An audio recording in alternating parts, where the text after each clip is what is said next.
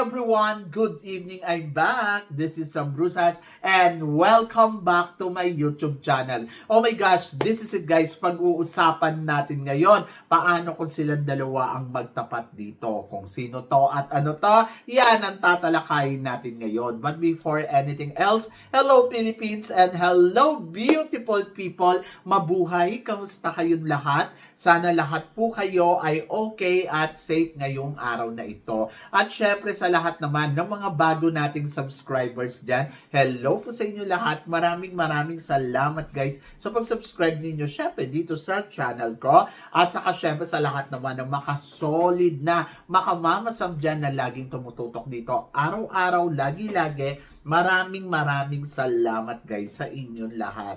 Syempre usapang Miss Universe Philippines tayo ngayon. Alam ko lahat kayo excited na kung sino nga ba ang magiging official candidates ngayong taon na to. Pero eto nga, may naririnig tayo na mukhang magbabalik ang mga kandidatang to. Pero sabing ganon, paano kung silang dalawa nga ay magbalik at sino kaya ang mananalo sa kanila? Ayan, pag-usapan natin yan. Alam ko, hindi naman lahat ng nagbabalik sa Miss Universe Philippines ay nagtatagumpay. Andiyan dyan si Pauline Amelex na halos 3 beses nang sumalang dito sa Miss Universe Philippines. Taon-taon, nakakarating siya sa top 5. Taon-taon, nagiging first runner-up siya or runners-up, di ba? Pero, ang ending ay hindi niya pa rin nakukuha ang corona ng Miss Universe Philippines. So, isa yun sa nagpapatibay na kahit runners-up ka nung nakaraan taon ay hindi porket runners-up ka or first runner-up ka, makukuha mo na ang corona. Sa experience ni Pauline Amelex, ganyan yung nangyari, di ba? Pero, may mga runners-up din naman na halos pa ulit-ulit silang bumabalik sila at nagwawagi. So, ito napatunayan na to ni Michelle D. During her time, first runner-up siya sa Miss Universe Philippines noong time ni 2022, di ba? Tapos, ayun, the following year, sumalang uli siya, nakuha niya ang corona. And then, ganun din si Maria Atisa Manalo. Si Atisa Manalo naman ay runners-up nung nakaraan taon and then sumali uli, ayun, title ang lola mo. So, talagang destiny ba ng girl to?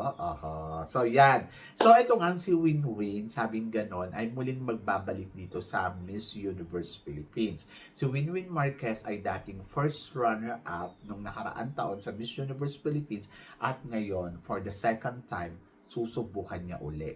Dating Reyna Hispano-Americana na naging first runner-up sa Miss Universe Philippines. At sabing ganon, this time, ibang atake naman ang makikita natin kay Winwin. So, may mga nakikita tayo mga pictorials at may mga pasabog, di ba? At may mga pa-announcement. Nung last year din, si Winwin ay very vocal sa kanyang social media at sinabi niya nga na Hello Universe, di ba? So, yun. So, ibig sabihin, talagang hindi siya yung pakemi-kemi na parang, hindi ako sasali. So, ngayon, may ganun na naman si Winwin na parang, okay, manifest natin to. Hello Universe, so I'm here, are you ready? Ganon. So, nagkaroon na nga ng agam-agam yung mga tao na, mukhang magjo-join talaga to. At kahit ako, naniniwala ako na mukhang magbabalik to. Sinabi naman niya to nung nakaraan na sinabi nga, open siya sa kanyang pagbabalik dito sa Miss Universe Philippines. At take note, nung una sinabi niya, ayoko nang sumali, ito na yung last ko. Pero ngayon, kasi dahil nag-first runner-up siya, baka naman. So, kung sa Puerto Rico gagawin ang Miss Universe, swak na swak ang beauty doon ni Winwin. Dahil syempre Latin area at alam naman natin si Winwin nagtatagumpay talaga yan kapag mga Latin area. So, lalo na sa Puerto Rico. Kaya siguro nagkaroon to ng ay sige sasali ako ngayong taon na to. Dahil nga sa Puerto Rico gagawin ang Miss Universe. At alam naman natin yung beauty niya doon, pasok sa banga, di ba? So sabi ko nga sa inyo, dapat inaalam din ng organization kung saan nga ba ang Miss Universe at ano nga ba saan nga bang competition niyan at ano ang kailangan natin padala. So, Winwin Marquez, she's a very Pinay beauty. Anak to ni Joey Marquez at saka ni Alma Moreno at nakita naman natin na talagang Very Pinay. And then, naniniwala ako na kung sa Puerto Rico ay talagang pasok ang beauty niya at hindi imposible na si Winwin ang makapag-uwi ng corona ngayong taon na to. Kung ile-level up pa niya yung kanyang laban. Alam niyo, sa totoo lang ako, pagdating kay Winwin, sinasabi nila, maliit naman si Winwin. It's not about the, yung height It's about the confidence. Yung confidence niya kung paano niya ba to ilalaban talaga. So, ang nakikita ko naman kay Winwin ay okay yung kanyang kumpiyansa pagdating sa kompetisyon. Kaya naniniwala ako na okay siya para sa maging isang Miss Universe Philippines. Yes. So, alam niya yung laro. At excited ako kung sakaling si Winwin ay talagang magbabalik o sakaling mananalo ng Miss Universe. Kung sasali si Winwin ngayong taon na to, sabi ko nga, lagi ko nga binabanggit sa inyo na ito na yung perfect timing. Hindi na kailangan pang patagalin pa. Hindi kailangan sa isang taon, sa susunod na taon, at sa susunod pang taon. Pero ang tanong ko kasi, ang organization ba natin willing ba talagang magpadala ng overage, na may anak na, o kumbaga parang yung katulad ni Winwin na mother, di ba? So, yun. So, willing na ba talaga? At si Winwin na kaya ang first married woman or first mother na ipapadala natin sa Miss Universe. Bakit hindi? Ang Venezuela, nagpadala na sila ng ganito. So, parang feeling ko, yes, fit na fit si Winwin talaga. Kasi 'di ba Venezuela nga nagpadala na sila at nag-fourth runner up. Hindi man natin makukuha yung corona, pero nandoon ako na parang feeling ko ay malakas yung laban kung sakaling si Winwin yung ipapadala natin. Nung nakaraang taon, bakit hindi si Winwin yung gusto kong manalo? Kasi Thailand. Tapos nandiyan dyan si Atisa. Diyos ko, perfect na perfect yung beauty dito ni Atisa. At kung doon naman sa tawag dito, sa Puerto Rico gagawin ang Miss Universe ngayong taon na to, ay perfect din naman si Winwin para sa Miss Universe. So, yan! At isa pang first runner-up from the Miss Universe Philippines ang magbabalik. Ito nga ay si Bella Ismael, ang dating first runner-up noong 2022 sa Miss Universe Philippines. So nakikita din natin na parang very open din si Bella Ismael sa kanyang preparasyon at sa kanyang mga paandar sa social media.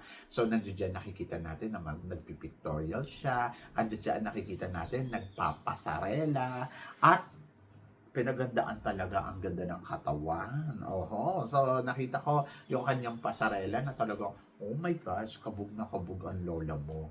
Anyway, so kung si Bella Ismael naman, syempre matalino to Tapos magaling din yung execution neto. Tapos panalo din yung styling neto.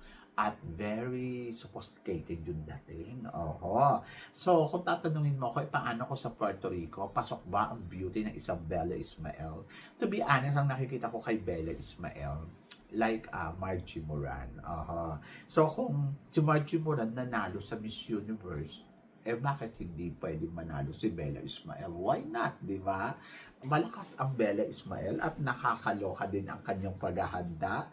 So, gusto ko ba yung pasarela niya? To be honest, hindi ko masyado bet yung nakikita kong practice niya. Pero yung nakikita ko sa kanya, the way kung paano niya pinrepare yung sarili niya, talagang sabi ko, oh my gosh, mukhang lalaban talaga to. At ito na rin talaga yung siguro yung parang, DCC, magbabalik na talaga.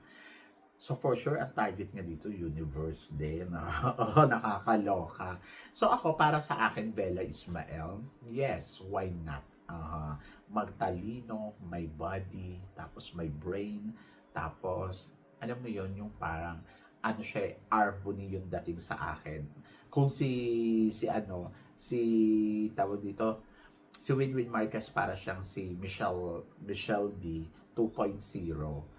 Ako naman, para sa akin, si Arvuni naman ang nakikita ko naman kay Bella Ismael at saka si Margie Moran. Yung mga ganong atake. Kaya nga sinasabi ko, bakit hindi? Diyos ko, ang nakakita ko sa kanya ay pang Miss Universe. Ayan. So, kung si Bella Ismael is a good deal para sa Miss Universe Philippines candidate between Winwin Marquez. Parehas silang first runner-up. Parehas sila na, alam mo yon, may talino, kabugera. Medyo talagang mapapapasal ka dito kasi ang lakas ng dalawang kandidatang to. Diyos ko, parang ewan ko kung si Bella Ismael kung maghihintay pa siya ng another year para sumali uli, matagal na rin itong hinihintay talaga ng mga tagahanga niya eh. At saka yung mga tao talaga gusto na rin talaga nilang lumaban ang Bella Ismael sa Miss Universe Philippines. Pero sabi ko nga, wala namang perfect year, perfect timing. Kumbaga parang kung nafe-feel mo na parang kaya mo ang competition, why not go, di ba? So, kaysa naman yung may regret ka pa, go, go, go lang. Kasi kung patatanggalin mo ba, ay sa next year na lang hihintay ako ng perfect timing. Siyempre, nagbabago na rin yung itsura mo at nagbabago na rin yung kurba ng katawan mo. Either na si Bella Ismael, kung titignan mo siya, dati talaga mas fresh. Ngayon, medyo matured na rin ang ano niya, di ba? Datingan niya. But, maganda at Diyosahan. So, yan. So, another caliber candidates to kung sakali. At kung sakaling si Bella Ismael ang mananalong Miss Universe, I think ang advantage niya kasi kay Winwin, siya ay a single, walang anak, di ba? And then, pasok, kumbaga, sa category talaga ng Miss Universe. Alam naman na natin, aminin naman natin, ang Miss Universe, kunwari lang na pinapapasok nila yung ano, pero hindi nila pinapanalo. Kumbaga, pag lumaban si Winwin, siguro ang pinakamalayong mararating ni Winwin dito, first runner-up sa Miss Universe. Siya, pipiliin pa rin ng Miss Universe kung sino yung single, kung sino yung walang anak. But kung lalaban si Winwin, parang piling ko, kaya ni Winwin. At kung si Bella Ismael naman ang ipapadala natin sa Miss Universe, kung sakali man na magkukumpit talaga siya, aba, so, perfect package. Kumbaga, walang anak at magaling ang execution, so pwedeng manalo. Ang nakikita ko sa kanya is like a new version ng Arboni or new version ng Margie Moran. Kung si Margie Moran ay nanalo Miss Universe, and of course, kaya din manalo ni Bella Ismael. So, yon. At magandang deal to para sa Pilipina, lalo na kung sa Puerto Rico gagawin ng Miss Universe, kailangan talaga magpadala tayo ng mga exotic beauty or magpadala tayo ng tawag dito, oriental beauty katulad ni Winwin at saka ni Arboni tuloy, ni Bella Ismael. So, parehas ko silang gusto. Ay, nako, magandang tapatan kasi parehas silang first runner-up sa Miss Universe, di ba? Sa Miss Universe Philippines na parehas silang returning at patirang matibay. Kung si Bella Ismael ay naka-first runner-up at saka si Winwin ay naka-first runner-up, so ngayon challenge to sa kanila kung paano at kung sino nga ba ang susungkit ng corona ng Miss Universe Philippines for 2026. Are you excited? So, di ba, kung ngayon pa lang ganito na yung mga natutot natin, so parang feeling ko, Diyos ko, sasakit talaga yung ulo natin kung silang dalawa pa lang, ha?